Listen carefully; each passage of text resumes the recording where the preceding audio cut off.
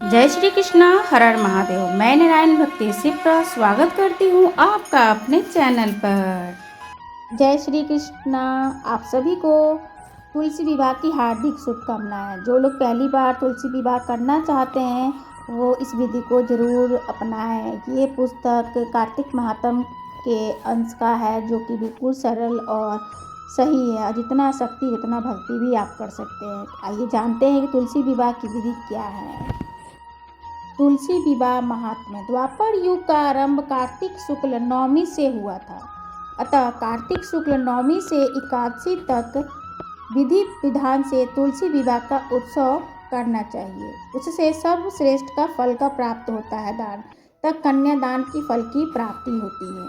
पूर्व काल में कनक की पुत्री किशोरी ने एकादशी के दिन संध्या के समय तुलसी की वैवाहिक विधि संपन्न की थी। इससे वह वैधव्य दोष से मुक्त हो गई थी।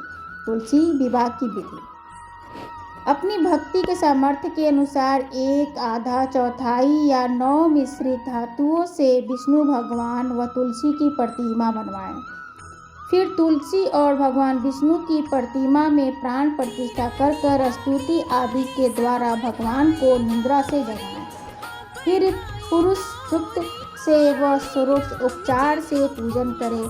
पहले देवकाल स्मरण कर गणेश पूजन करें। फिर पुंड्या या निवाचन करके वेद मंत्रों का उच्चारण करते हुए शंख व घंटी बजाते हुए भगवान विष्णु की प्रतिमा को तुलसी के निकट लाकर रखें।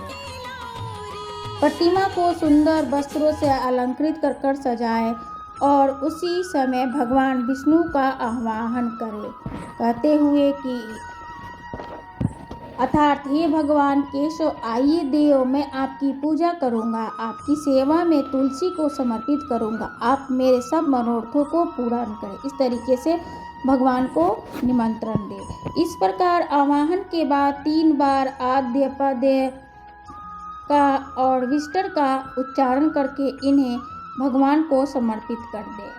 तत्पश्चात कांसे के पात्र में दही, घी, मधु, शहद रखकर पंचामृत बनाकर कांसे को ढक्कन से ढककर भगवान के समीप रख दे। इस प्रकार कहें कि हे वासुदेव, आपको नमस्कार है, मधु पार्क ग्रहण कीजिए। तब दोनों को एक दूसरे के समक्ष आमने सामने रखकर मंगल पाठ करें। इस प्रकार गोधूली बेला में जब भगवान सूर्य कुछ दिखाई देते हैं तब कन्यादान का संकल्प करें और भगवान से प्रार्थना करें कि आदि मध्य और अंत से रहित त्रिभुवन प्रतिपालक परमेश्वर इस तुलसी को आप विवाह की विधि से ग्रहण करें। यह पार्वती के बीच से प्रकट हुई है, वृंदावन की भस्म में स्थित रही है तथा आदि मध्य और अंत में शून्य है। आपको तुलसी अत्यंत प्रिय है, अतः इससे मैं आपकी सेवा में समर्पित करता हूँ अथवा मैं करती हूँ।